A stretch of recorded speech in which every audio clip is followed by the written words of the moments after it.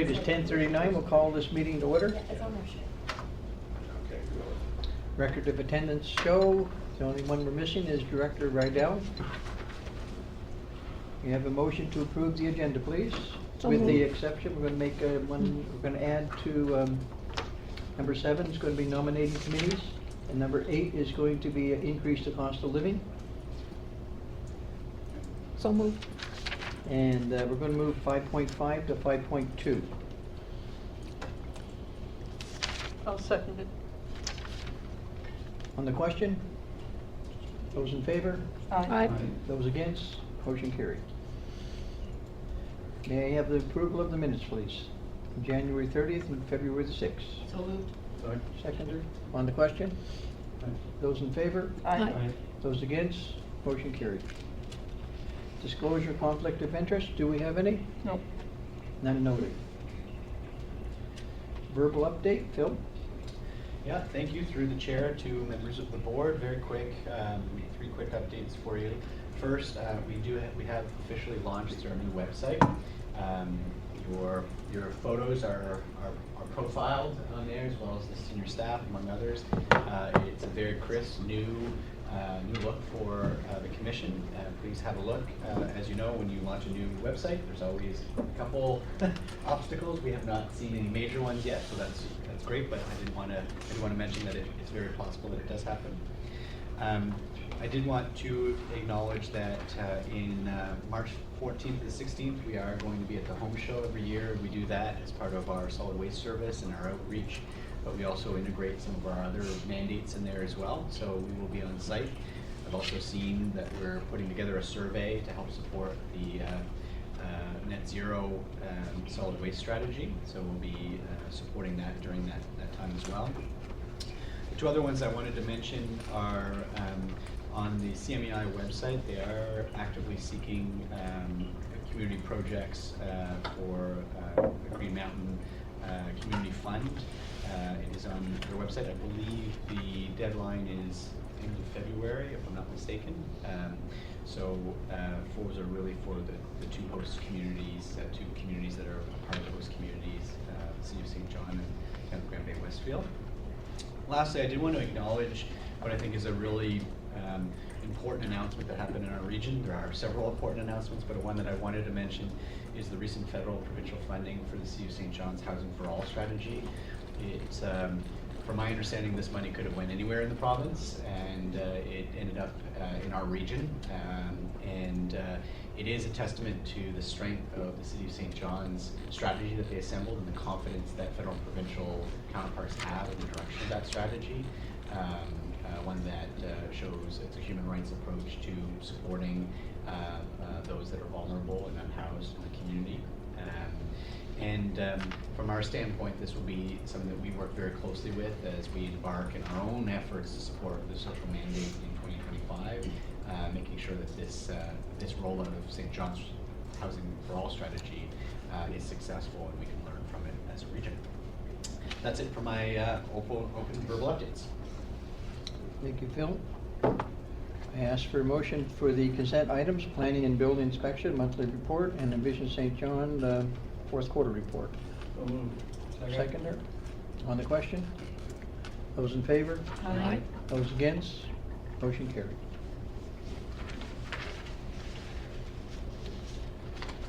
Item number 5.1, Envision St. John. Andrew. Morning, everybody. Morning. Jillian's not going to join me. I guess she's going to leave. I was just sort of thinking like, I was just going to say we started a strategic planning process and Jillian's been running it, and then I looked around and she wasn't there. It was like you had your moment. You needed to make an entrance. So just as a backdrop, the agency is in its 5th year now, and so it was timely to revisit strategic plan. I'd say that there's a number of reasons for that, aside from just the timing. I think as an agency, with the group that we've got, we now understand the lanes that we're in a number of different areas, and we think there was a better opportunity to take the time to better articulate some of the work that we do. So as part of this, we had Alan Gates do some facilitation for us. He went around and met with all of the municipal units, mayors, CAOs. Also did a couple of sessions with our team to make sure they were engaged with our board. So the document that we have at this point in time in draft form does reflect the input we received along the way. And at this stage, before coming back to the commission with a final document, we thought it would be timely to bring a draft document at this stage, just to get some initial feedback and I guess what we're looking for is sort of a sense of, are we heading down a reasonable direction? Does it reflect what you would expect to see? And if you've got any questions, we can get them now to make sure that they're reflected before we bring back a final version of the report, which we're hoping to get a final approval probably in the June timeframe. Any comments?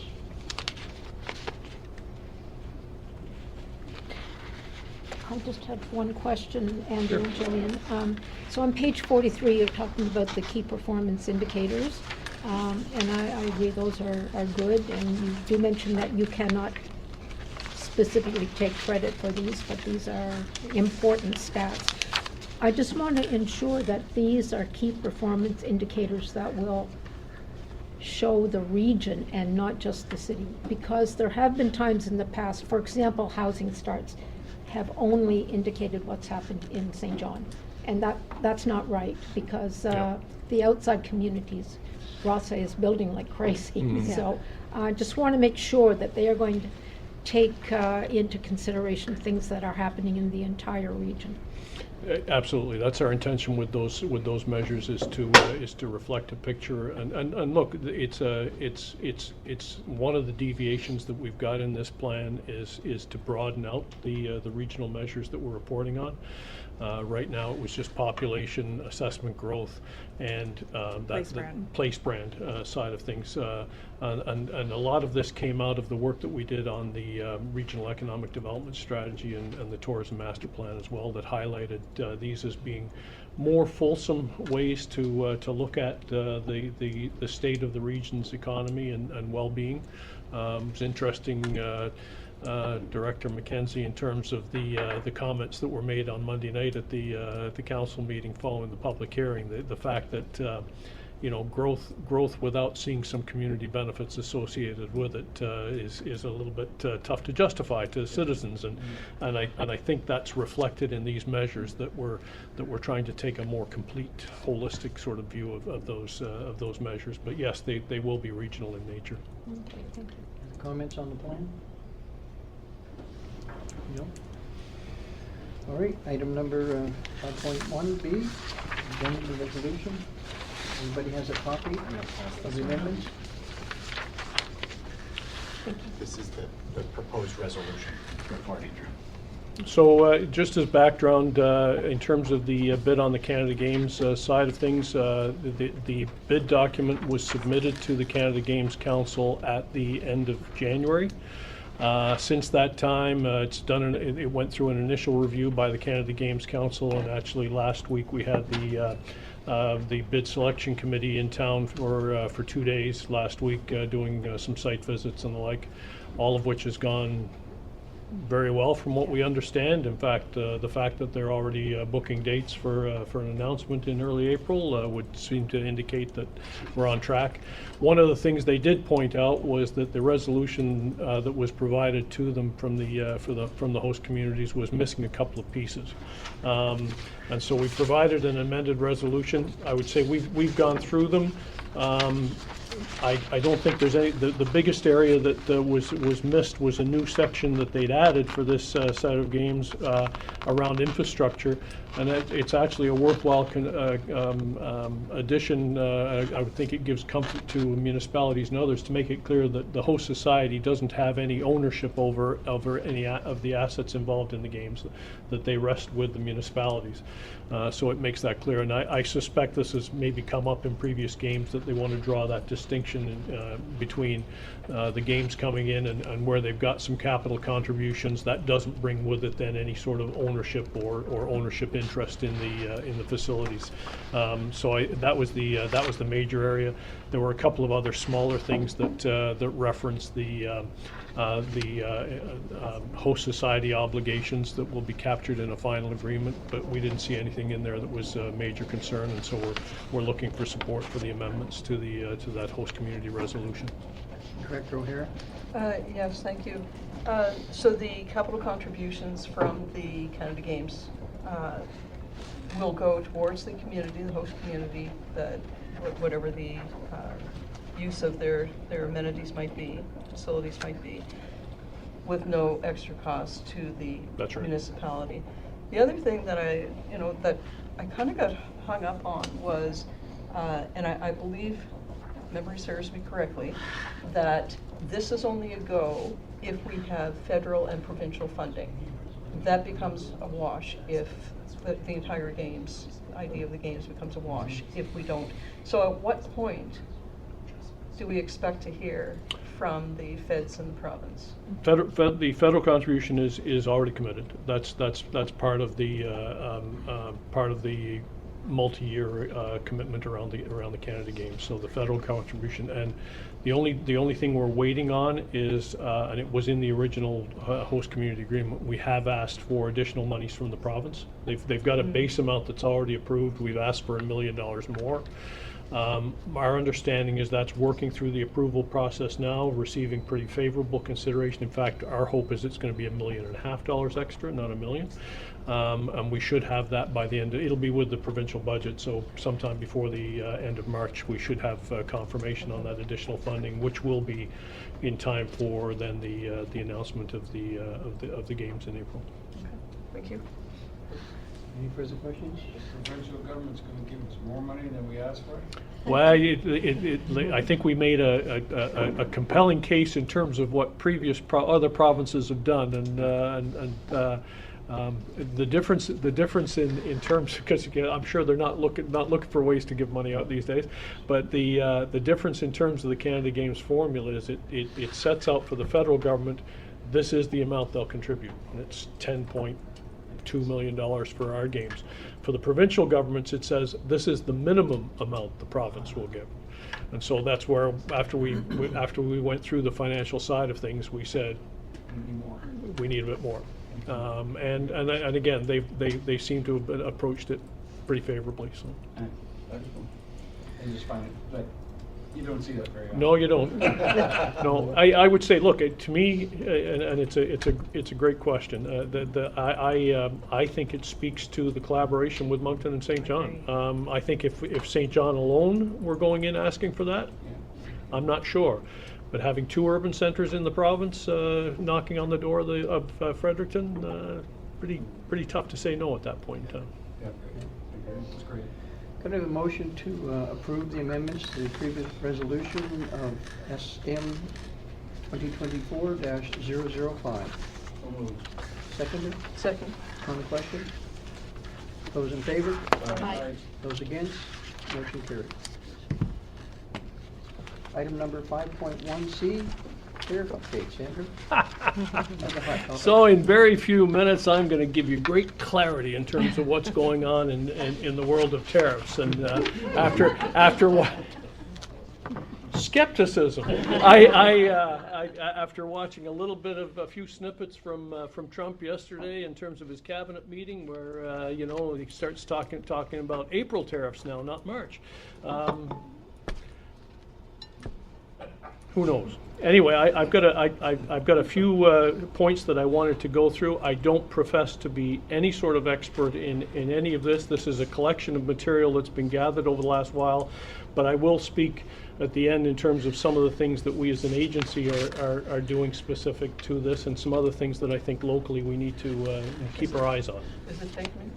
It could be. So what do we know about tariffs so far? Virtually nothing. Supposedly, in early March, across-the-board tariffs are coming in play, March 4th. And also tariffs on aluminum and steel, I think it's March 12th. They're supposed to be coming on, and they're supposed to be cumulative in nature. But again, those dates, as of yesterday, it was either April 1st or April 2nd, depending on the level of his superstition around April 1st. So who knows? So it's still unclear as to what, if any, further tariffs are going to be imposed at this point in time, but I think it's highly likely that there's going to be something. I would say, aside from the tariffs, that, and this is a little bit of a personal observation, but I think it's playing out in a number of different ways, we're seeing a fundamental shift in the relationship between Canada and the U.S., and I don't think that's going to be restricted to the next 4 years. So I think it does lend itself to consideration in terms of what that means in terms of the business climate and our communities going forward. There's no question that in terms of tariffs being imposed, the impact on the St. John region would be significant. And there should be no surprise to this, given the major export industries we've got in oil, forestry, fisheries. The Canadian Chamber of Commerce did a review that was published last week that had St. John by far the highest impacted urban area. I would say we've had the Atlantic Economic Council, because we've got an ongoing relationship with the Atlantic Economic Council. They've taken a look at that report. While they don't question the significance of the impact on St. John, it's certainly high. They don't think the differential is as high as what's in that report, because there were a number of other things that hadn't been factored in. But still, we do have a region that has we have the largest portion of the provincial exports, and 90% of the province's exports go to the U.S. So there's no question that it's going to have a big impact. In terms of what those impacts are, and I would say some of these are being felt already, because the uncertainty is creating problems. We've already had reports of some slowdowns in the economy generally, some layoffs, and again, Irving Paper made it clear the other day that was power rate related, but in other areas we are seeing some layoffs. I think more what we're seeing is delayed and canceled investments. In updates that we get from ONB, they've talked about several investments that were pending throughout the province that they've been told by the companies that they're not proceeding at this point in time. And we're starting to see early signs of supply chain disruptions that going on. People trying to rush to get ahead of the tariffs, and we're starting to see some disruption in supply chains generally. In terms of the local impact, if and when the tariffs are imposed, I don't think there's any doubt that we're going to see layoffs in terms of some of the industries. I'm hoping that will be a timing thing, because some of the impact of the tariffs is going to be offset by a low Canadian dollar right now. So our prices are still going to be competitive in the U.S. with a low Canadian dollar. So that exchange rate could help us. And industries have a knack for adapting, but if you go back to 5 years ago when tariffs were imposed on steel and aluminum that lasted for a year, it took several years for those industries to recover. So this is something that could have long-term impact. We will see inflationary increases as a result. I think locally you can expect impact in terms of property tax revenues. I think it will start to have an impact in terms of, because of the uncertainty that it creates, you're going to see properties turning over less, and that will then translate into property tax values that could come into play. Energy price volatility, who knows where that's going to go, but chances are we're going to see significant increases in terms of the energy.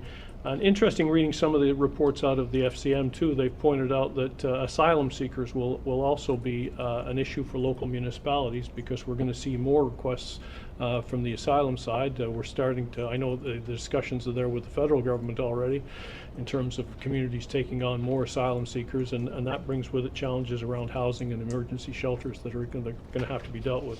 So we're dealing with something that will have significant impacts on a number of different fronts.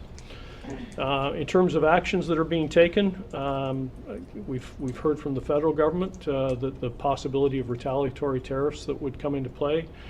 That seems to me to be a bit of a vicious cycle to get into, because the states have also come out and said anybody that imposes retaliatory tariffs, they're going to double up and go at them. So I don't know where that cycle ends.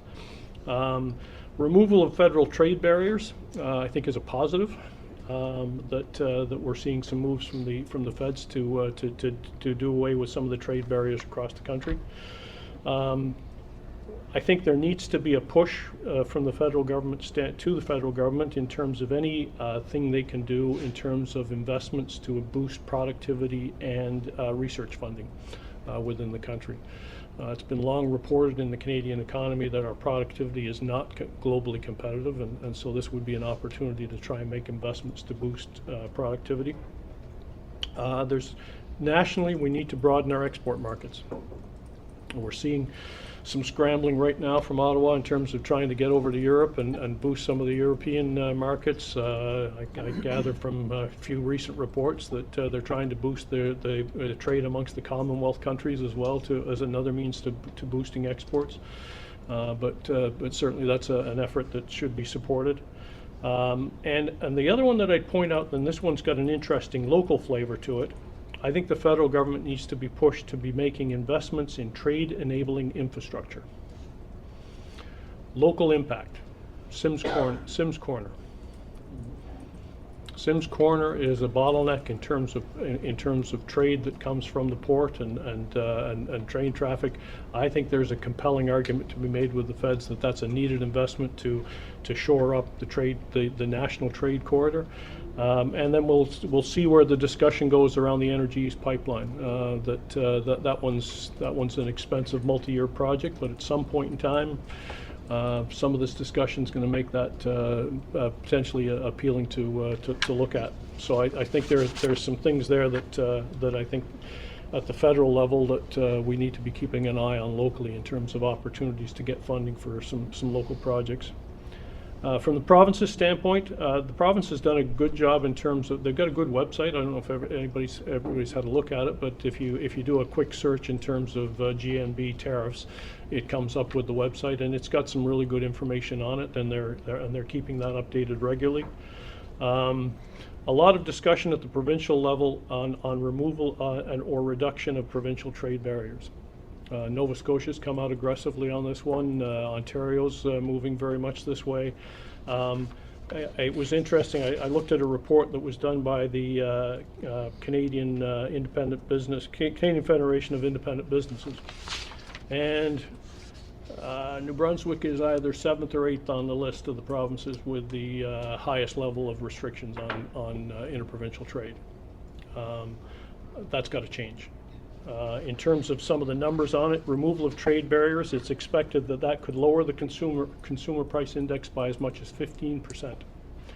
It could boost productivity by 7% and inject as much as $200 billion in the domestic Canadian economy by removal of trade barriers. If we're gonna protect our country, we've got to look after ourselves, and I think those trade barriers, that's something that we need to be pushing on the province. That's going to come with pain. Some local businesses are going to get hurt by that, but in terms of the long-term benefit for the country, I think it's an unfortunate reality that we're going to have to go down that path on. I think the other expanding the export markets. This is something that we're working with ONB quite a bit in terms of some different possibilities to looking at broadening opportunities in the European market. That's been more of the focus over the last while, is looking at and supporting some of the investment attraction activities that they're doing in Europe in particular at this point in time. And it will be interesting to see, and I think there'll probably be an active discussion in Nova Scotia with their recent budget has gotten into this again, so I expect it's going to raise its head in New Brunswick as well. Our natural resources are one of the things that we've got that could have value, and I think that gets us into things like the rare earth minerals that the U.S. is going after Ukraine for. Well, apparently there's some pretty good stocks of that in the maritime provinces as well. And expect natural gas will come into play as well in terms of some of the discussion as to whether that's an area that we need to look at. And again, Nova Scotia said they're going to open up some exploration on that regard. So wouldn't be surprised if the province starts to kick the tires on some of those types of things. In terms of local actions, I think there is, and again, I don't know what the long-term side of this is. There have been some attempts to start the Buy Canadian, Buy Local sort of campaigns. I've got a meeting this afternoon actually with our Chamber of Commerce. We've had discussions with Moncton. I think there's merits to some of that. The trouble is where you draw the line. You can have local businesses that their products may not always be totally Canadian, but they're employing local people, and so it's trying to figure out what that line is. But I think there's something that can be done in terms of the local side. I think for all municipalities, certainly we've done it as an agency, looking at our procurement contracts. We just recently canceled a contract with the U.S. supplier and said, no, we're going with a Canadian alternative. And so I think we can look at our procurement contracts from that standpoint.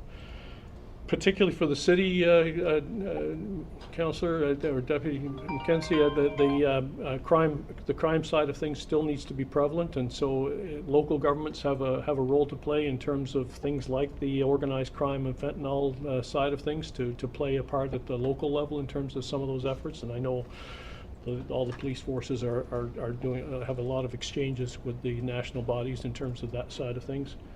On the positive side, tourism opportunities. We're doubling down our efforts in terms of, because we do expect that there's going to be a larger push for people to travel domestically rather than going outside the country, and so we think there's a good opportunity to boost some of the tourism side of things over the next while. So things like our markets in Ontario and Quebec US. that we're going to be pushing those, and with the exchange rate could see more coming from the eastern U.S. and the like. So there's sort of focuses for us in terms of our tourism promotion efforts. Individual actions. Again, the supporting Canadian suppliers is important, and I think individuals can do their part in terms of their vacation planning as well. And again, planning on not going to the U.S. and staying locally would be worthwhile. Are things that we can look at. And then finally, in terms of some specific things from the agency standpoint, we've started over the last month. We have meetings every 2 weeks with Opportunities New Brunswick. Where we get, then this is primarily Moncton, St. John, and Fredericton, where we meet with the heads of OMB just to get an update in terms of what the latest discussions are, what they're seeing. So there's a good exchange of information in that regard. We're also a member of the Canadian Manufacturers and Exporters Association, and so we attend regular sessions with them in terms of getting updates on impacts that they're seeing. I mentioned that we're working with OMB in terms of investment attraction opportunities to try and broaden some opportunities on the export side of things. Working with the Chamber of Commerce in terms of that buy local side of things. We're launching a series of business visitations starting expect next month. Our target is to visit at least 200 businesses this year in the region, with a real focus in terms of discussing things like supply chain. Are there ways for them to look domestically on their supply chain, or where some of their challenges are? But we want to be more visible with local businesses in terms of understanding what their challenges are. We've also just launched a navigator tool that we're going to be introducing to businesses to make sure that they're using it. So we've got a web resource now that connects businesses with a lot of different financial channels that are available to support them in their activities. So we're going to be doing that. I mentioned the tourism promotion work that we're doing, and we're also working with the Atlantic Economic Council, and we think, depending on how the dust settles over the next few weeks, it would be worthwhile to do some sort of information session around tariffs, and we'll probably work with the Chamber of Commerce on this, but to have the Atlantic Economic Council come up and do be a part of a speaker series, or we'll probably put together a panel of some sort to focus on tariffs. And we're looking at something in, we think probably the May-June timeframe, to do something of a sort of visible panel discussion to engage the business community in some discussions around the tariff side of it. So that's a very sort of quick overview and snapshot of where we are at this point in time. But again, as much as tariffs haven't been imposed yet, the uncertainty is certainly crippling at this point in time. As I listen to talk about the tariffs and how it impacts the port and stuff like that, and lumber, history repeats itself. So 150 years ago, we used to ship wood in St. Martin's to England. So we'll have to open up the port of St. Martin's again, I guess. There you go. With every challenge, there comes an opportunity. I would say, interestingly enough, in discussions with the port is one of the few players we've talked to that said at this point in time they don't think that they're going to see a big impact from their standpoint. Yeah, that's good. Thank you, Councilor Merrifield? Mr. Chair. Thanks, Andrew, for that. It's nice to hear everything that's going on with the agency in response to the potential tariffs. And if someone had told me 6 months ago I would have spent like 10 hours in meetings on tariffs in the last 2 weeks, I would have told you were crazy, but I guess here we are. So I've been in a lot of meetings with UMNB and also FCM on the municipal response to tariffs, and a lot of what you have said is what they're doing at the national level and local governments. And one of the trends that we're seeing nationwide are formal resolutions from councils and regional governments regarding directing their staff to investigate their procurement. You know, like how many of our contracts are Canadian versus US, et cetera. And I don't know if we can do that at the FRSC level as well, but I think that sends a message that we could maybe consider a formal resolution on procurement there. I was in a meeting with all the border mayors a week and a half ago, and they were talking about their fears regarding the asylum seekers and how are they going to manage it if all of a sudden busloads of asylum seekers show up at the border, like the town of Woodstock simply can't manage that. The other thing with respect to the border that we're hearing too is with the increased border security measures that are coming into play, is that the federal government is planning on using RCMP officers to help shore up that effort. So all of the communities in New Brunswick, of course, across the country that rely on the RCMP for community policing, there's a risk there. We are just starting to see our forces fill up with the increased recruitment efforts. Are those going to be hollowed out by this border security effort, and what kind of effect is that going to have, across the province? Especially if they're, we're just finally getting where we need to be, and is that at risk? So that's one of the things that we're talking about. I chaired a call on the Atlantic listening tour for FCM last week, and one of the interesting things that came up from one of the councillors in the city of Halifax was that they're hoping for additional federal investment in air travel infrastructure. Is that something that Envision is pushing for? Yeah, as well? we've been working with the St. John Airport on a couple of things that we're hoping puts them in the queue for any funding that would come in place. But again, I think that's where I get into those trade corridor type investments that I think the feds are. I would hope that they're going to focus on ways to connect the country better. Thank you. Dr. McKenzie? Oh, thank you. Good report, Andrew. I mean, it's amazing the amount of time and effort you're putting into this. Appreciate it. Spoke with the president of the Ukrainian Society the other day, and he said it's deja vu. He said Ukraine and Russia were just like Canada and the United States, best of friends. His father was a Russian, his mother was a Ukrainian. They came and go. They did all this stuff, and then Putin decided that he wanted this, he wanted that, and the next thing, they started buying all Ukrainian, same as we're doing with Canada. He said it's deja vu. He said it's the playbook that Putin wrote. And I'm thinking, the one thing I got out of that conversation was we need to educate the American public on what's going on, because he told me, he said, the Russian public did not want a war. They didn't realize what was going on. They heard one side of the story and were asleep to everything else until it was way too late. And I think that you know, we need to do what you're saying we should be doing, and at the same time, we've got to educate people on both sides of the border of just what's going on here, because in 7 years in Ukraine, it became by Ukrainian to we're at war. So I just want to put that out there because it's more than just tariffs. Director O'Hara? Thank you. Certainly interesting and an eye-opener. One of the things that you said, Andrew, was the trade barriers were going to create problems within interprovincial exchanges and so forth, but that it would be the small businesses that would be most highly affected. Potentially depending on the line of business that they're in. So knowing that going in, you know, moving forward, what can we do as communities, or what can Envision do with ONB or other agencies, you know, whether it's the Atlantic Economic Council, whomever, what can we do to try and preserve, protect, and move forward with those businesses? Because, I mean, I look at some of our directors and they have businesses here in our communities. And it's really important that they do not become or fall victim to somebody south of the border that they have absolutely no control over. Yeah, no, I agree. Look, we still don't know fully where those impacts are. That's where we're still in a discovery stage on that side of things, understanding where, you know, and because again, this is now domestic trade that we're talking about, and so trying to get an understanding as to where those pain points are. So that's why we're staying very close with ONB right now to try and understand.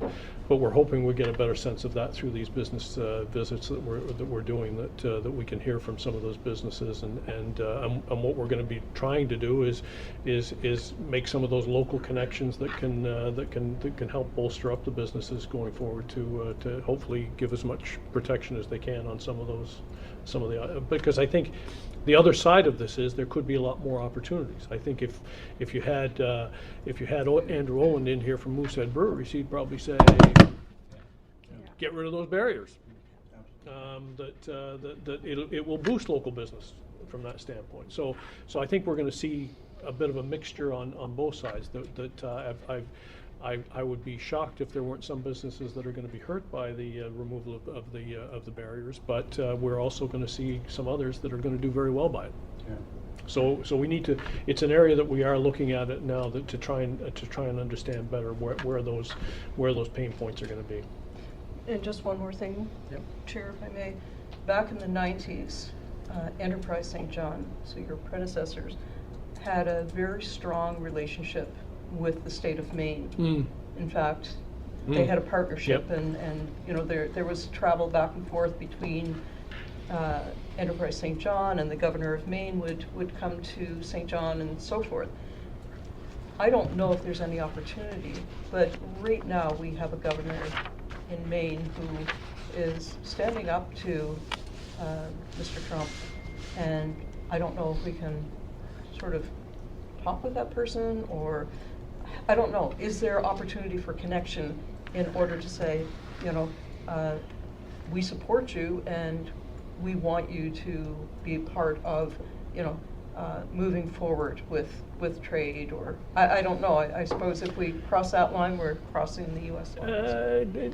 To a little bit of an extent, but look, again, that's one that has come up in their discussions with Opportunities in Brunswick as well. That in terms of that, and we've got a few opportunities. Interesting timing right now. We've got a conference in June coming up. That's the southeastern states, southeastern United States governors and coming up, and it's in St. John in June.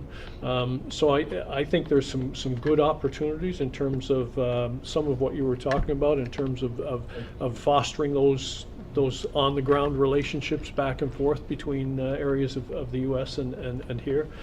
So we're actually working with ONB on that conference, and I think Councillor Jillian will be attending it, and we're a sponsor of it to try and you know, play a part in terms of building those relationships where we can.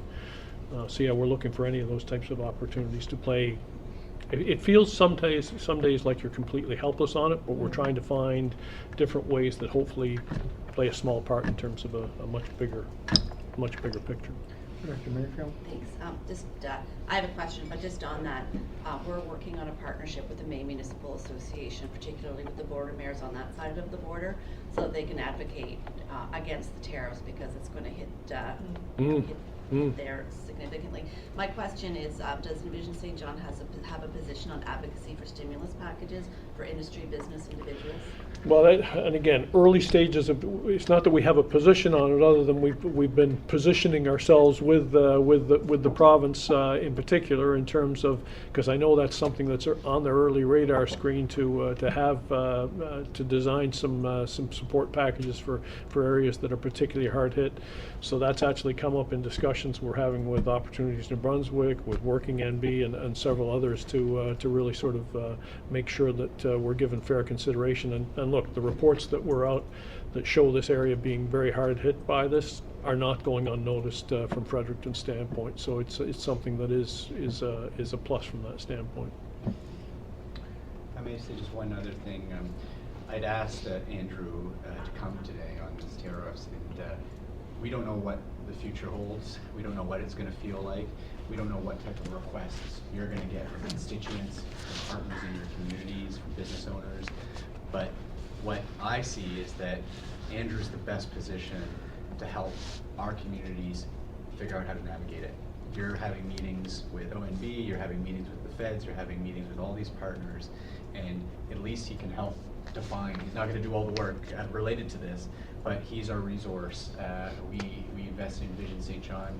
They're well positioned to adjust and support our region when we face this, and so he's the closest thing and the best thing that we have as a navigator of this environment. So we'll use him over the coming months if we need to bring him back, and we'll do some sessions or whatever else is needed to get all of you prepared for what you're facing if need be. So this might be a regular occurrence, hopefully not, if things change in the US, but I really appreciate you taking the time to navigate this because it's top of mind for the members. Well, it's, to me, it's a key part of our mandate. Unfortunately, at this point in time, that this is something that we're keeping a very close eye on. So thank you, Andrew. Thank you, Jillian. Thanks, everyone. Item 5.2, community development presentation. Brenda.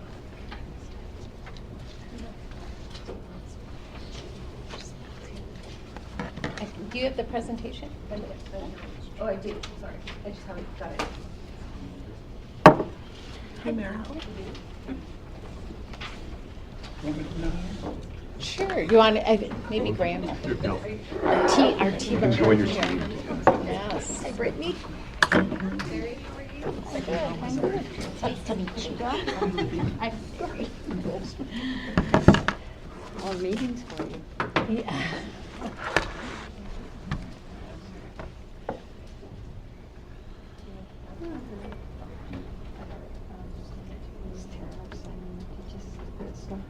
While you pull that up, I'll start. Thank you very much for having us here today. So we are taking a team approach to. We're here to present. This is the first update that you've heard about the community development needs assessment and action plan, and I'm very thrilled that our chair, John McKenzie, of course, as you know, and then our vice chair, Mary Squire, deputy mayor for Quispamsis, and also strong background on these topics, as Mary was the former health minister and minister of social development as well. And then we also have our consultant, Sari LaBelle, who has led us through this and done phenomenal work taking this you'll see the amount of information that we have gone through to develop this needs assessment and action plan, and the numerous interviews as well. I have one other introduction, and that's to our new hire, which is Erin McKenney. And Erin is joining our team. She's the social capacity coordinator. So she will be really looking at the homelessness file as well. We're very lucky to have Erin join our team. She has a decade of experience working with vulnerable communities in the not-for-profit sector as well, and brings a lot of skills to our team. So we're quite thrilled that she's joining us. So today we are taking a team approach to our presentation. John and Mary are both going to help present where we've been, and I'll turn it over to you, John, to introduce who we are. Okay, thank you, Brenda. And thanks, everybody, for having us here today to give this little report. The Community Development Committee is made up of leaders who bring a variety of perspectives and designed to bring a broad skill set to the table. And you'll see some of the names on the board there, all of the names actually. You know, they go from healthy communities, poverty reduction, regional funding and affordable housing, research and direct service to vulnerable communities. They all sit at the table and they all bring a wealth of information. And you'll notice there that there is one token male at the top. And, you know, I gotta say that that is an interesting group. There's so much talent around this group of women that it just amazes me. They all bring so much to the table, and I'm so thankful to have them all there. So we'll go to the next slide. The purpose of the needs assessment and action plan is to determine the scope of the needs assessment and action plan for the next 5 years. And you'll see that there's 4 categories there: social inclusion, affordable housing, healthy communities, a new social focus on homelessness, poverty reduction, and mental health. And these categories are, well, I said the purpose, I guess I missed that part, is to engage with the community partners, stakeholders, local government, to assess the gaps that are in our system right now, where we need to address the areas that don't have the needs that they require, and to focus social mandate, the map of future actions needed, and the collective partners supporting these mandates across the Fundy region, including all of the FRC. And so the process Next slide, is, please. Thank you. there we are, okay. So the process is clear definitions for each of the planning process was developed and reviewed by the committee and stakeholders. The 4 priorities were grouped into 2 areas: affordable housing and homelessness. They naturally fit together. Then healthy communities and social inclusion. And so affordable housing, everyone in the Fundy region has access to inclusive and affordable housing. Number 2, homelessness. Everyone experiencing homelessness has the support that they need. Healthy communities, we want environment that supports and enhances physical, mental, social well-being for everybody. And social inclusion, improve the participation of marginalized community members. Excellent. Next slide. Sure. Okay, so from there, we knew what we had to do, so then it became an issue of collecting data. And so the first step was our stats. We polled Stats Canada for every community, looked at how many males, how many females, everything that we needed to move forward for this process. So it's incredible the amount of work that has been done. You can see it right there. In the last 6 months, we've had more than 54 reports and studies examined and talked about. We've had more than 65 interviews, 35 with housing and homelessness, and another 30 plus with healthy communities or social inclusion. So that would go anywhere from talking to childcare providers to talking to food banks, you name it. Sari did it, and this was all Sari who did this on our behalf. And then, of course, the expertise at the around the table, a lot of contribution came in. So huge task to bring everything together. And the one thing that we repeatedly heard was, we don't want to do the same thing over and over again. We know about the past. Let's move forward. So that's given us our report. And the next step was what I wanted to let you know today is what we heard. And you've heard this expression before, what we heard. But with all those reports, it was our job, or Brenda's job and Sarah's job, to condense that down so it makes it manageable pieces that we can speak to. So the first one was, housing. It's no surprise to any of us. Every municipality that we talk to are struggling with housing. Whether it's to build enough homes just for people to buy a home, or whether it's affordable housing, or whether it's housing for workers coming in to do a project, such as a seasonal worker. So we found a few things. One of the reoccurring themes was seniors housing. And when we get to another slide, you'll see that in our population, we're like 40 plus is seniors. So that's a huge number in our population of seniors. So there's no surprises here that the seniors are coming out and saying, we need help. We need help maintaining to stay in our homes. We need help to age in place. We need help to know what exactly is a home. What does a home look like today? A home could be a nursing home. And so when you look at our region, the St. John Regional Hospital being the trauma center for the province and the heart center for the province, but we have 35% of our beds being taken up with others. So homes mean different things to different people, and the committee did a great job in defining what a home was to different people. We looked in areas like St. Martin's. They're saying, look, we don't have anywhere for our seasonal workers to come in and stay. And transportation's an issue, because how are we going to get from St. John to St. Martin's to do our job? And we've talked in Quispam-Sis, transportation is always also an issue. Hampton brought it up about they're not the lower income, and if we look at not seasonal workers, but workers that are working in our home care sector, working in our long-term care centers, our nursing homes, working in our child care centers, working in our retail centers, their income doesn't support to get a home. And so, or there's no homes in those areas available at that affordable price for them to get. So, and the other big area that we focused in on was the nonprofits are struggling. There's a gap between when they start and when they can actually put the shovels in the ground. There's a funding gap.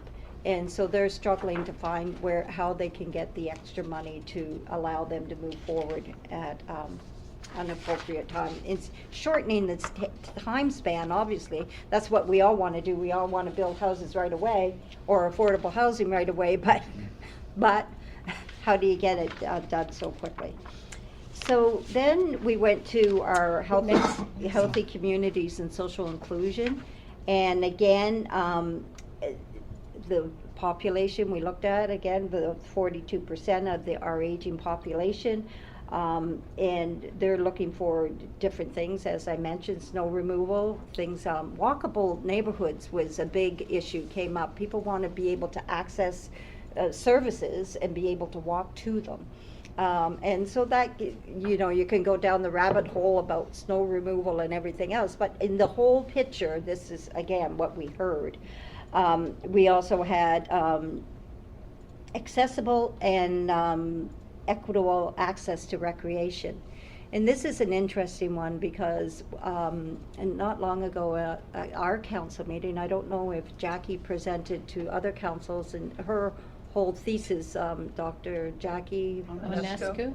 Yes, and her whole thesis is on about, making recreation equitable and accessible. So you might say we have free ice time, but for that single mother of 3, there's no transportation in your area, they can't even get to the ice time.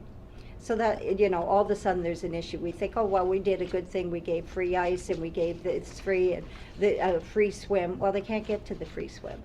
We have pro kids that they can say, well, we gave them equipment and we gave them, you know, free ice or free membership for minor hockey, but they can't get to minor hockey. There's no way. So that's where we're coming from with this whole equitable piece. And then we got into family supports, and the childcare was interesting because even with 340 new spaces opening by March of next year, that will only meet 60% of the need for preschoolers and only 50% for the need for infants. So we know of all the studies that have been done on the economic advantages of having childcare available to families. Now, terrorists might throw a wrench into what those numbers are going to look like, but hopefully with the work of the Vision St. John, keeping the workforce moving and doing lots of things, that we're not going to see a decline like that. So, but that's a significant, if we just focus on what's happening today, it's still a significant barrier that was brought up repeatedly. The last one that we had a lot of talk about was the primary health care, which was no surprise to any of you, about it being accessed in a timely manner, and and the mental health supports that are needed. We talked a lot about what it looks like the community collaborative care centers. There seems to be some debate on some areas think it means this and some areas mean this. So it doesn't matter what the definition of it, bang, bang, bang, is. We want to see more of them in our region. So, and that's where we concluded with really hearing what we heard. Not exclusive to this list. There's more, but we wanted to pare it down that we could bring it to you and sort of have these headings that we can move forward on those. And I'll let Brenda go over from here. Okay, great summary, Mary. Thank you. So we'll go to the next slide, please. If, we lost our slide changer here. So from there, so we have these, as Mary said, we have this huge mandate. We've heard various different issues across the whole region. One of the things that we've done is what were the key criteria to help us narrow down into so that we can make some impact here in community development. So the very first is the impact itself, to ensure that we can do something on a regional basis, have some measurable change and meaningful outcomes. Then we want to make sure that it's within our scope, it's within the needs that we've heard from across the region. We've identified critical gaps that are there, and that there is a gap, right? That there's something that we can do to support or where there's leadership that's needed. And of course, we are also looking at the full alignment across the region, and that it falls within our scope as well as our capacity to be able to move change. And we'll also have listed here some of the issues that we are not considering. So we are not in the business of direct funding or service delivery. As for healthcare, we're looking at advocacy for collaborative care clinics, but we don't see that we could be, that's not our space to be able to improve other access beyond that, other than advocating for those collaborative care clinics that are coming down the line. Another big issue, mental health, addictions, and substance use. We are, as for the intervention and on that side, we are not involved. Again, mental health would be something that we could advocate. We need broader access to mental health care, but again, we are not in the business of intervention or delivering services. Education and literacy supports and intervention. BCABI has been very active in this space and has been doing an amazing job. They've developed it, and they're developing it they're trying to drive that across the province as well. it's being taken care of. So we don't want to duplicate any work. Newcomer settlement, that is being handled through Envision St. John, and they're doing a job. We're working with them as well. And then employment and employability supports as well. So those are kind of that list of where we didn't see any traction or necessity for us to go down that, help us to align with this broad scope. So the final slide is where we see we are going. The areas that we found traction as we've listened to the needs, etc. So under the homelessness file, we see the very first is to support St. John in their response to homelessness, and then look at the regional response as well. What do we do across the region? Can we develop a strategy that we're all aligned with how we respond to the homelessness issue?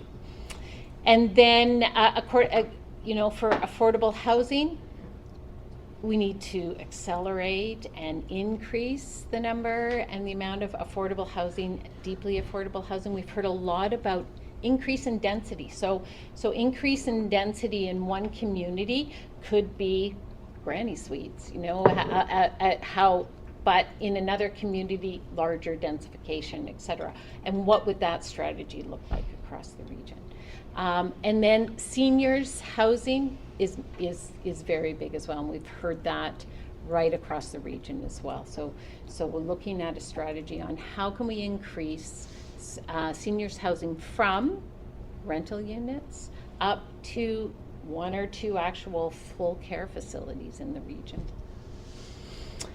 On the healthy communities and social inclusion side, childcare spaces. How do we increase childcare spaces and get the funded spaces as well? Improving accessibility across the region. So, we've heard so much about seniors. We have communities who are pursuing the aging the age-friendly communities. But we can take some of those best practices and help other communities basically align. And how can we spread that across the region? And we know that improving accessibility is not only going to help disadvantage or people with disabilities, but also seniors as well. And as they say, we will all be disabled at some point in our lives, whether it's from an injury or as we age. Hearing impairment? Hearing impairment, yeah. Again, lots on seniors and how do we enhance senior well-being and engagement across the region.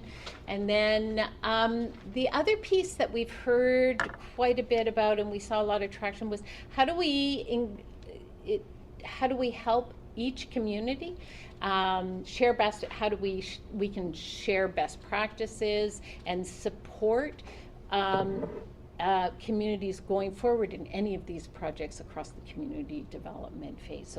So we could be a support system for those funding applications, also to not-for-profits within your communities as well. That was another large demand that we heard as well.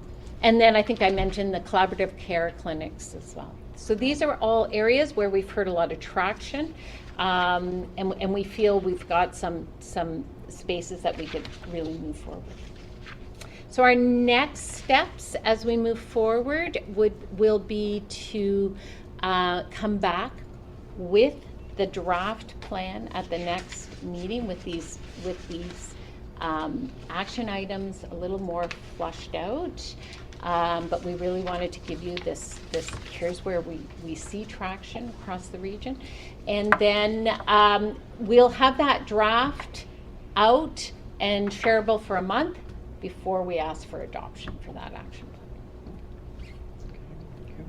Any questions, comments? Very good. Thank you very much, Brenda, and your Okay. team, committee. Thank you. Very well done. I can see there's a tremendous amount of work in that. A lot more work to do. And more work. Yeah. Thank you. More work to do. Are you gonna make it to Could the I have a meeting? motion to receive You and gonna file? make it to the meeting? I will be. I just have to go. I have to be at that meeting. Those in favor? Aye. Those against, motion carried. Wait for the head to pop around the corner. 5.3, Funding Regional Facilities Committee, Aquatic Center Enhancement. Graham? Thank you, Chair Bedford. So I'll present first, and then Director Grant will go through the recommendations coming directly from the Regional Facilities Committee. As we've presented many times in the past year, the FRSC's worked closely with DSRA Architecture and their partners at Sierra and other subcontractors to complete a comprehensive assessment of the facility needs and opportunities within the Canada Games Aquatic Center.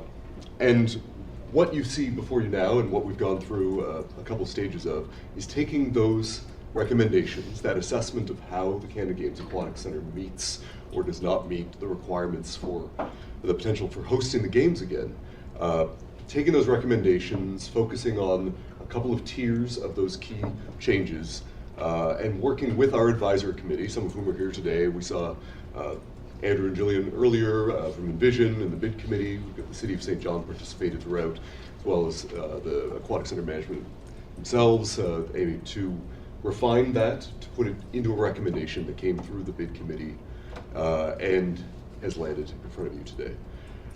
This is really a transformative opportunity for our region. The Canada Games Aquatic Center Enhancement Project isn't just about renovating a building in this case, it's about investing in a shared facility and a shared future for our region's health and a collaborative ability to give us to shine on this upcoming national stage. The Canada Games Aquatic Center, just to go back to the very beginning, served as the heart of recreation in our region for nearly 40 years now. It was built for the 85 Canada Games and left a legacy where countless children learned to swim, where athletes trained and continue to train, and where families gathered to stay active together. And I feel a particular kinship in a way with that facility because we were built around the same age. So like many of us, after 4 decades of service, this facility, kind of like my knee, might need some reconstruction to allow it to extend its lifespan into the future. So with the 2029 Canada Games on the horizon, we have an opportunity to revitalize this asset. Now the bid committee and the Aquatic Center Commission and the Regional Facilities Committee, as we'll hear, have unanimously endorsed what has been presented as a comprehensive plan to not only prepare the facility for the games, but also to ensure that it meets our community needs for ideally decades to come. So you'll see a proposed budget within your package of $25.1 million that is more than just the bricks and mortar. It represents a commitment to accessibility for recreation in our region, to energy efficiency and reduced annual costs, to modern facilities that meet a greater proportion of our citizens. That includes expanding the leisure pool to accommodate mandated warm-up lanes, renovating change rooms, elevators and other facilities to meet contemporary accessibility standards and requirements, constructing a new entrance, again meeting certain accessibility and other requirements, upgrading mechanical systems, adding spectator seating and other spectator facilities. What makes this opportunity particularly significant is that by acting on these recommendations and connecting them to the 2029 Canada Games, we have an opportunity to leverage greater external funding than we might otherwise. Our strategy that we've outlined some scenarios for, you'll see scenarios from 50% leverage funding externally from the province of feds all the way to 75%. Represents a significant capital contribution potential, and this would dramatically reduce the burden on our members while maximizing the return on the investment in the long term. And you can see this priority to getting that external funding exemplified in some of the package attachments, such as a letter from the bid committee and commitments from everyone working, not just in the Fundy region in St. John, but also in our partners in Moncton to advocate for that funding to ensure that this takes place. Because we're not just talking about preparing for a 2-week sporting event. This enhancement strategy aligns with our regional strategy on facilities management and cost efficiencies. It addresses $5.5 million of previously identified critical maintenance that's required by the Aquatic Center that would have to be covered within the next 5 years or so regardless. Plus an additional $2 million we've added to the recommendations that include additional items such as boiler replacement, exterior improvements, electrical upgrades, pool tile replacement, that kind of thing, which again mitigates some future asset management priorities. Our project that's presented in the report includes a timeline around design work beginning, ideally in 2025, and will incorporate an opt-out, if we go through that design process and the costs due to factors like we heard about from Andrew around tariffs or anything else begin to get beyond us, we can revisit that, or we could design to a budget at that point as well. But assuming that moves forward, to move to construction beginning in 2026 through 2028, and that would give us enough time to commission, get up and running well in advance of the 29 games.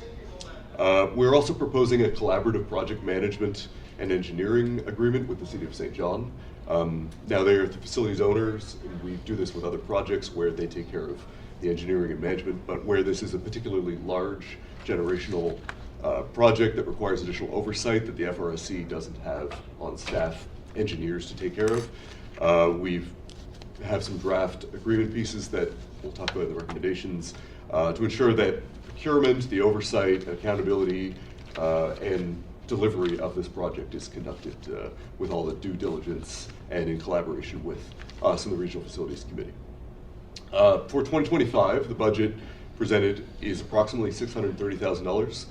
That includes this year's portion of projected design services, about $500,000, in addition to the project management through the City of St. John, and an additional greenhouse gas study, which would allow us to unlock additional funding pots through FCM and others to reduce the overall project cost to the members. Through our DC support, we're projecting this would mean about $360,000 cost to FRSC on our capital budget this year.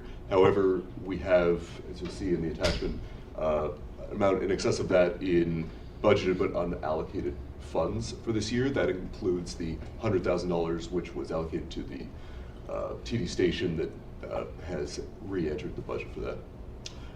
As far as the FRSC staff recommendation is concerned, this project represents in many ways the best kind of public investment. It serves multiple needs. It leverages significant opportunities in external funding. It addresses necessary maintenance requirements, improves energy efficiency, enhances accessibility, and presents our region to not only present well provincially, but on this unique national spotlight in 2029.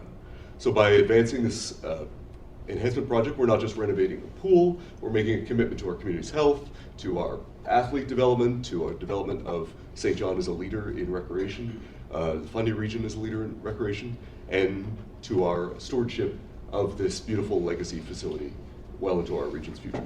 So I'm happy to take questions on anything in the package. We've got, as I mentioned, some of the other members of the that advisory group, including Amy McClendon here, now to answer anything, and I'll pass it to Director Grant for the recommendations from the committee. Okay, thank you, Graham. First thing I want to do, as I did at the Regional Facilities Committee, is thank everyone who's responsible for producing the kind of detailed data that we need to make decisions. So the amount of funding needed per municipality per year and so on. So I know that's Phil and Graham, now Amy and her crew have been involved in that. City of St. John, I'm sure Samir had a big hand in this. So I just want to thank them all for giving us this kind of data. So on page 49 of your kit, you'll notice there are 4 resolutions. If we pass the first resolution, it commits us to a $25.1 million upgrade of the Canada Games Aquatic Center.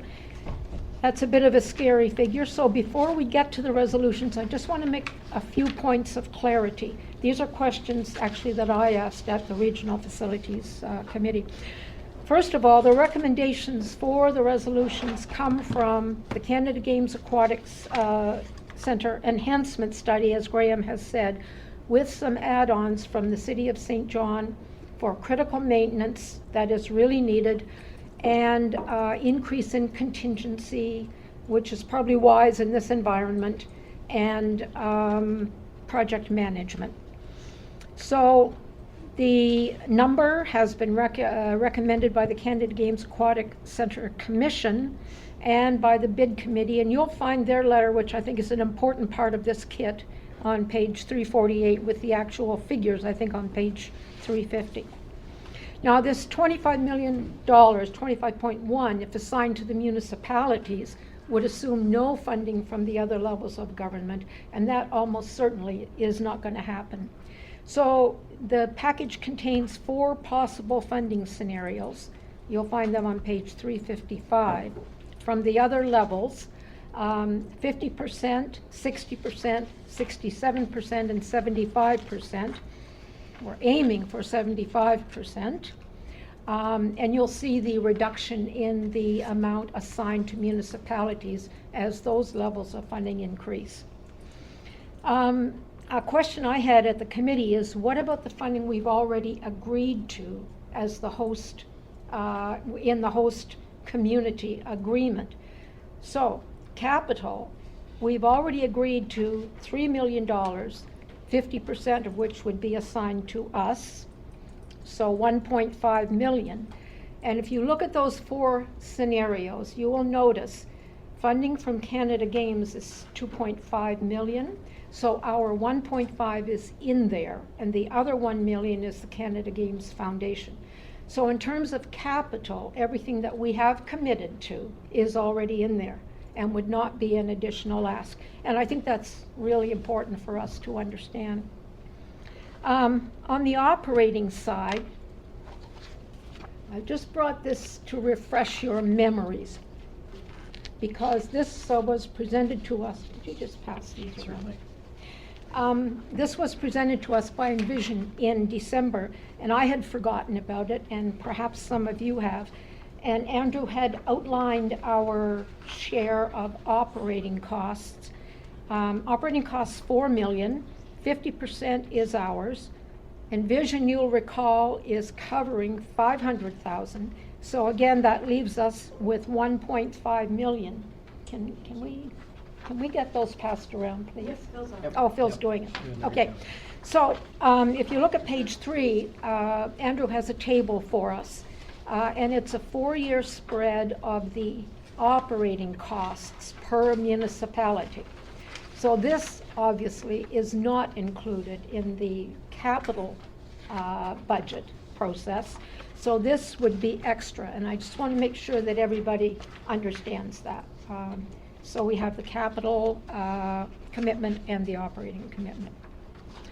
So I guess that's about it. We'll open it for questions and discussion, and then when you're ready, we'll get to the resolutions. It's a pretty important decision that we're making.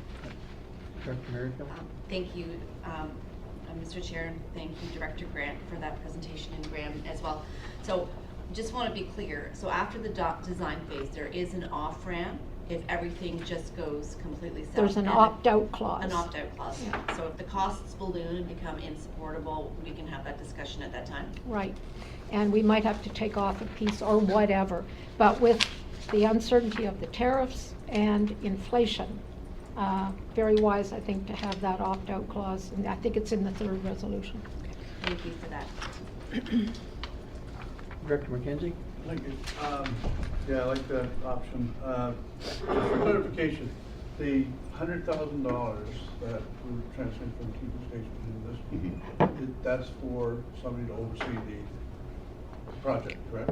Well, yeah, it's not going to be a direct one-to-one. It'll enter the pot of capital money, and then that'll be the contribution. Just happens to be the same amount for this year, and then in future years, it's 125,000 to the city of St. John for the additional budget through for the duration. Or somebody to oversee the project? Yeah, it's going to be sort of like a combination FTE of an engineer, as well as the procurement and legal support, and basically a suite of services that we're drafting in an agreement with the city to articulate. It's a lot of work, and I just want to make sure we have somebody here to do it. Absolutely. And I'll maybe just add one other piece to that, is that the work has already started. So one of the resolutions is to proceed with an MOU, but the city has already engaged. We already have a draft of the RFP to release if there was a successful vote today. Like, we don't want to waste any time at all. There's some good faith negotiations here of just money's coming, but it's got to start right away. We're not going to wait for the next board meeting for them to start working. Okay, thank you. Any other, Director O'Hara? Just based on new costs, new capital costs, and based on how we're going to move forward with capital costs, I'm wondering if we should delay approval of the new costs and the new formula that I see over the next 4 years, which, you know, when it came to council, it was a firm $3 million to be divided accordingly between the 7 communities. And that has changed to what council had previously approved. So in going back before council, I don't know if there's interest in delaying this until we are able to provide the information to the individual councils. I'm sorry, I don't understand what's changed. The 1.5 operating is clearly defined here that we had agreed to, right? And the Maybe I misunderstood, Nancy. It was with the capital. I thought you had said. No, this is operating. This is separate. Okay. That's the operating contribution that we agreed to in the host community agreement. I think that's what it was called. So we agreed to 1.5 million, 50% of 3 million, Yeah. right? So that's quite clear. That's why I brought that piece of paper for you, to refresh your memories. And the other piece is our contribution to the aquatic center, and it has in it the 1.5 capital without an additional 1.5 to be added on. So I don't think, Okay. I Maybe don't I think there's been misheard. has there been a change? No, and my understanding as well, and please correct me if I'm wrong, is that for the capital contribution, it's essentially by contributing the 1.5 million towards the aquatic center, which we're well in excess of through this, the 2.5 comes back. Essentially, it's, as long as we committed in excess of 1.5, we're going to get 2.5 back for capital. So that's essentially where that factors into the budget. I believe that's right. And obviously, the upgrade to the aquatic center is going to cost far more than our 1.5 capital contribution.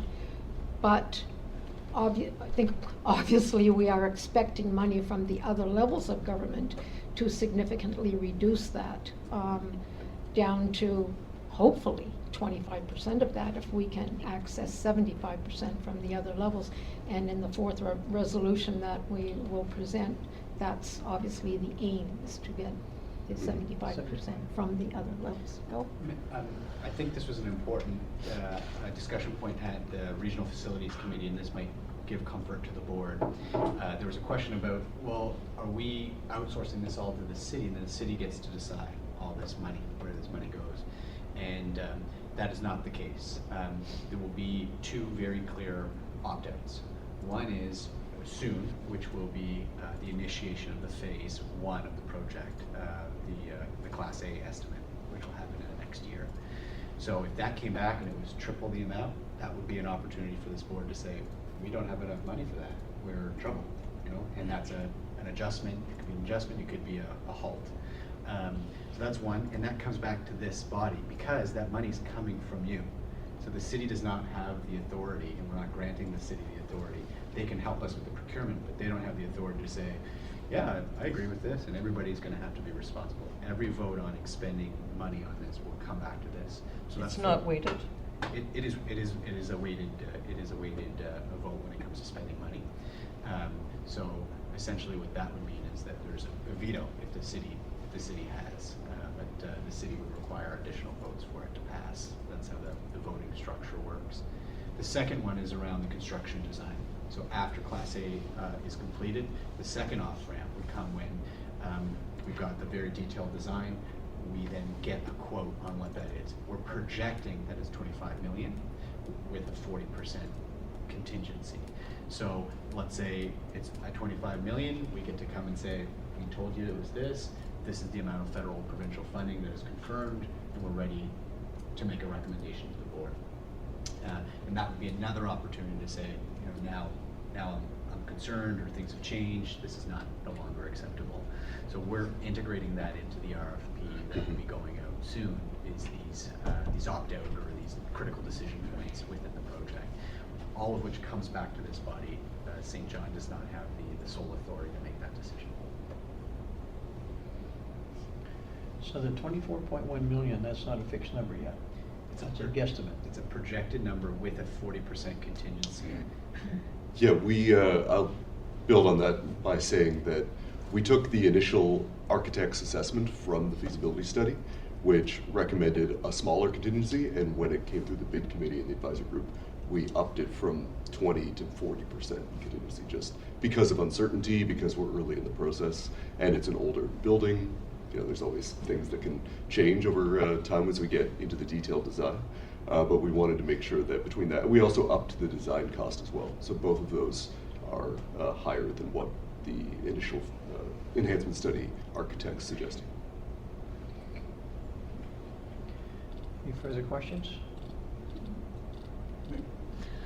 So, Makes sense. so are you ready for the resolutions? Joe, may I bring these from the committee? So the first resolution is that the board accept the recommendation from the Regional Facilities Committee, it was unanimous, and the St. John Aquatic Center Commission approving the proposed renovations to the Canada Games Aquatic Center as detailed in the January 15th, 2025 report from the 2029 Canada Games Bid Committee. So I would move that on behalf of the committee. Second. Seconder. On the question? Those in favor? Aye. Those against? Motion carried.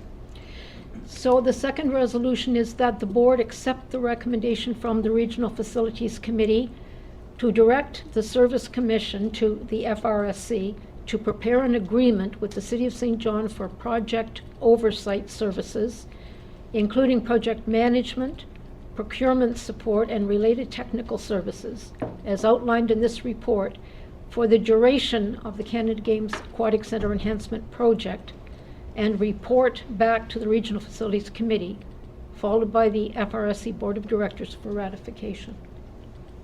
I'll second that. Seconder. On the question? Those in favor? Aye. Those against? Motion carried.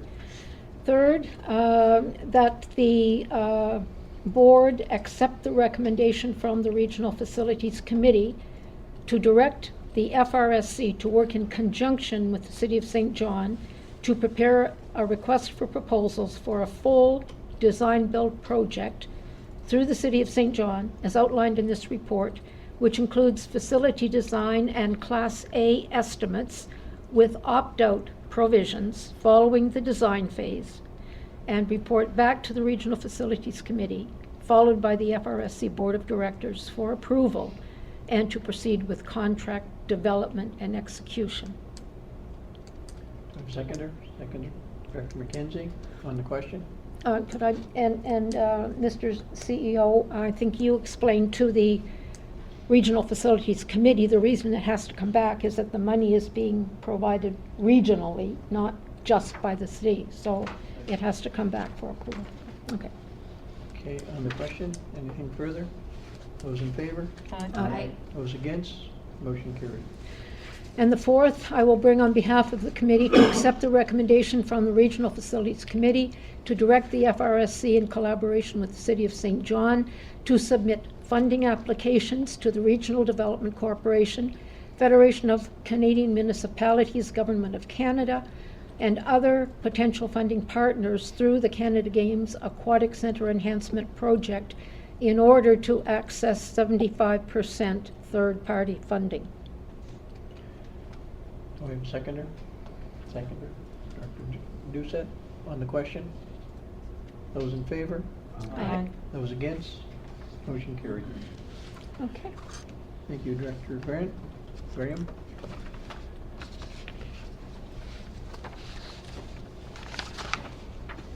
Okay, item 5.4, 2025 FRC work plan. Bill? Yes, I'm cognizant of time. It's 12:08. We have two other presentations and then some reports to come in. I'd like to gauge the interest of the board. I believe the Enviro Suite matter, well, I know it's not an urgent matter, it's an information item. And I would propose that we do push that one back. It's about a 10-minute presentation, that's the one that I would propose we push to the next meeting. I've chatted with the folks that are here today on that, and they said it's okay. For the work plan, it is our intention to adopt it today, so if there was leniency from the board, I could try to run through this quicker than normal and see if there's substantial debate or not. And if there is, we would push that off. I wouldn't want you to wait any much longer to grab lunch and finish this 3-hour meeting. Should we ask the question before you go for the trouble of going through the whole thing? If there's questions, everybody's read it, so, in the interest of time. Yeah. That's fair. Is everybody in agreement with that, pushing this one off? Are you saying, is there any questions related to the work plan? Yeah, or can we just move forward with the? Yep, let's go ahead, Phil, you're up. I think, if I understand John's point, is I would forego move the recommendation forego that the we- presentation and request to have the motion come forward. Yeah. Yeah. Okay. And we're bumped. Sorry? We're bumped. Yes. Yeah. Yeah. Okay, so we have a motion to forego the I'll tell you the resolution. demonstration. That the board adopts the 2025 FRSC work plan, including the FRSC Board of Directors 2025 priority focus as presented in the FRSC report. And that was moved by Director McKenzie. Okay. Seconder, I'll second. Mr. Merrifield, on the question? Those in favor? Aye. Those against? Motion carried. So we bumped the Enviro Bumped them Suite all? item, and then there's 2 items from closed that came, was nominating. Yep. Perhaps I can frame it. Motion? Yeah. There's also the committee agendas, if you'd like to post them. Let's do it in order. That's all right. Committee agendas. Committee agendas. Sorry, just proceed with the committee agendas as received and filed. Okay, item number 6.1, committee agendas. Could I have a motion to receive and file, please? So moved. Seconded. Seconder, on the question? Those in favor? Aye. Those against? Motion carried. And now you have the two resolutions. Yes, so now we have the committee nominations. I think the easiest way to approve the committee nominations without reading the whole thing is to approve as presented the community, the nominating committee recommendations for committees. Yep, So we can moved. make it a consent item. I'll move that, Cassie. Thank you. On the question? Those in favor? Aye. Those against? Motion carried. And the last one is The last one is the cost of living increase. Cost of living increase, If you'd like, yeah. I can read that out. That the board authorized CEO Olet to adjust non-union management staff salaries to reflect the inflationary increase of 3.75% for 2025, retroactive to January 1st, 2025. So moved. Seconded. Seconded. On the question? Those in favor? Aye. Those against? Motion carried.